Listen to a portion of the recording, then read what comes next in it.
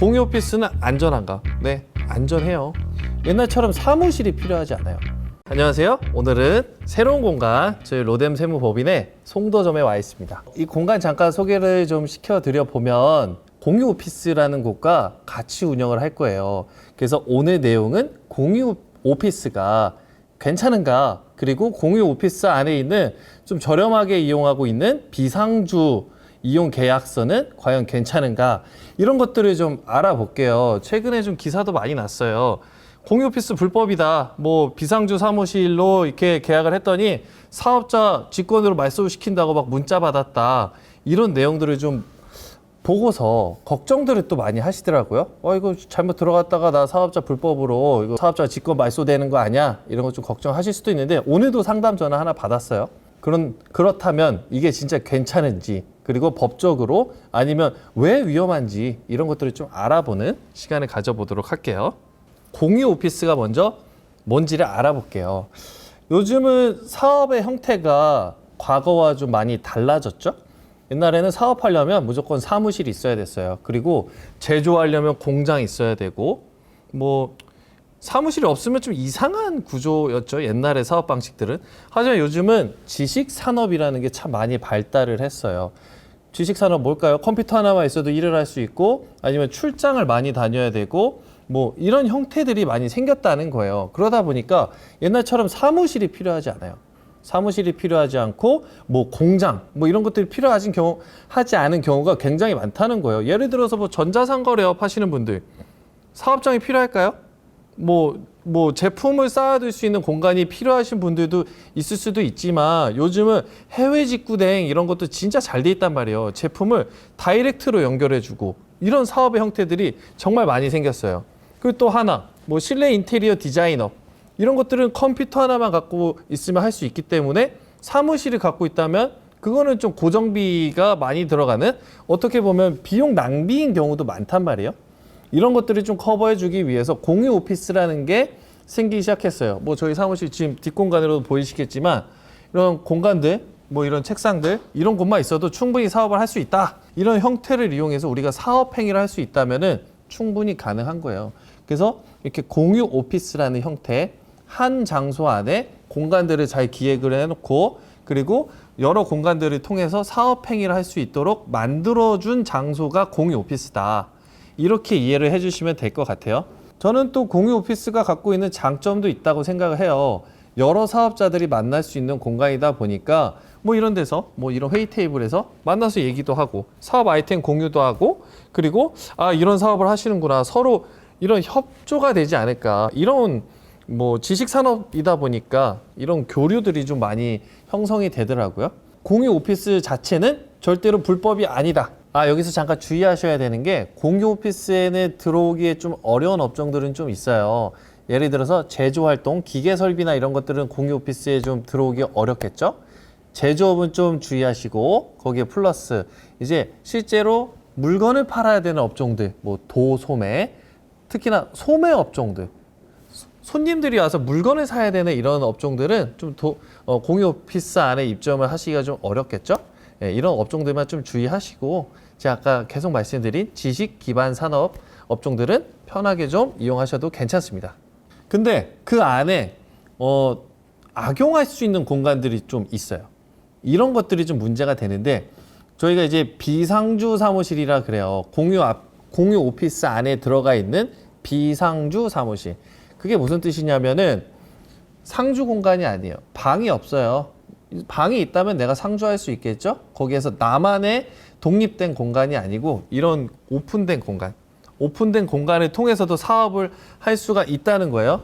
그리고 내가 출장이 많아요. 그리고 꼭 사무실에 나와서 일을 해야 되는 게 아니고, 어디 나가서 뭐 내가 출장 업무를 볼 수도 있고, 이런 잦은 업무들이 밖에서 이루어지다 보니까 항상 오는 게 아니에요. 그러면 이 공간을, 공유 오피스 공간을 잠깐 내가 뭐 행정 업무나 사무 업무를 볼 때만 좀 이용을 하겠다, 이게 비상주 사무실이라는 개념이거든요.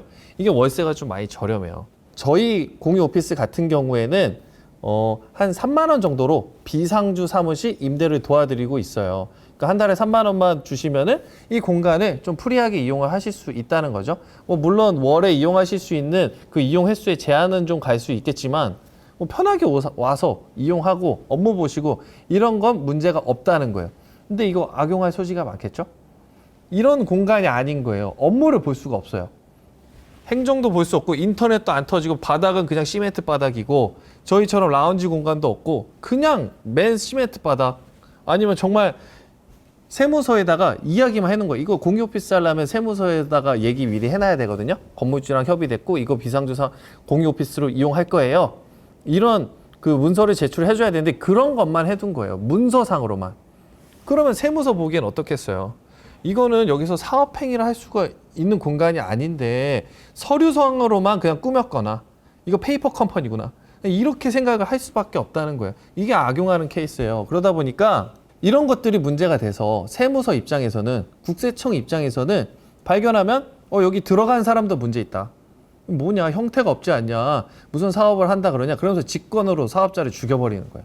직권 말소시켜버리는 거예요. 그러니까 이런 것들이 좀 위험한 거거든요. 그러니까 이런 건 좀 주의를 하셔야 된다는 거죠. 제가 그래서 좀 블로그에 있는 예시들을 좀 읽어봐 드릴게요. 비상주 사무실 형태의 특성을 이용한 악용 사례들이 이런 것들이 있다. 첫 번째, 공유 오피스 자체를 서류상으로 만들고 실제로는 사업행위를 할 수 없는 곳. 방금 말씀드린 거겠죠? 그래서 예를 들면은 사업장에 필요한 공간이 없어요. 저희는 뭐 이렇게 전화부스도 있고 상주하실 수 있는 공간도 있고 미팅 공간도 있고 직접적으로 이용하실 수 있는 책상, 인터넷 다 빵빵 잘 터지고 전기 다 들어오죠? 사무행위를 너무 잘 쓰실 수가 있는 거예요. 그런 게 아닌 거. 그냥 뭐 서류상으로만 만들어 온 건 너무 위험하다. 두 번째, 공유 오피스 면적과 상관없이 무분별하게 비상주 사무실을 임차하는 곳들은 위험해요. 저희가 120평을 공유 오피스로 사용을 하고 있어요. 그러면 이 공간 안에 들어올 수 있는 사람의 한계가 분명히 있을 거잖아요.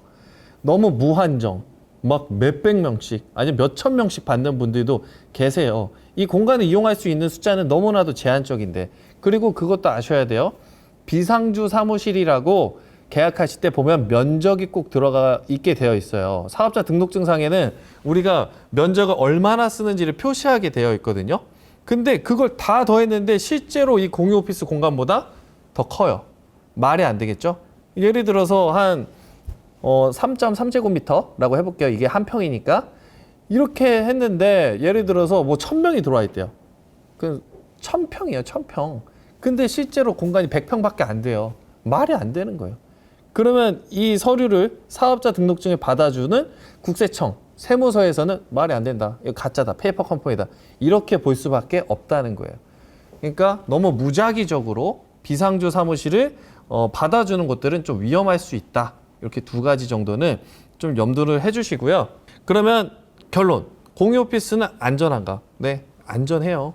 요즘 형태에 맞게 트렌디하게 진화한 공간이기 때문에 절대로 위험하지 않다. 그리고 두 번째, 월 임대료가 너무 낮은 비상주 사무실 형태는 위험한가?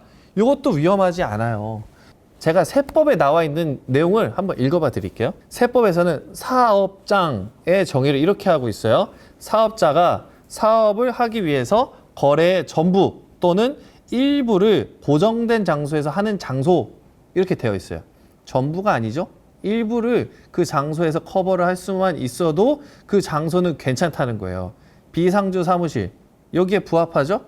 그렇기 때문에 비상주 사무실이 월세가 낮다고 그리고 뭔가 좀 비정상적이라는 뉴스 기사가 있다고 불법이라는 건 아닌 거예요. 정상적으로 사업을 하느냐가 중요한 거예요. 그 공유 오피스 자체가.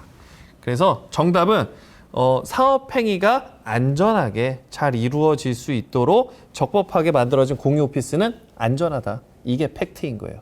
그러니까 여러 가지 뭐 뉴스 기사도 있고 유튜브 영상도 있는 걸로 저도 알고 있어요.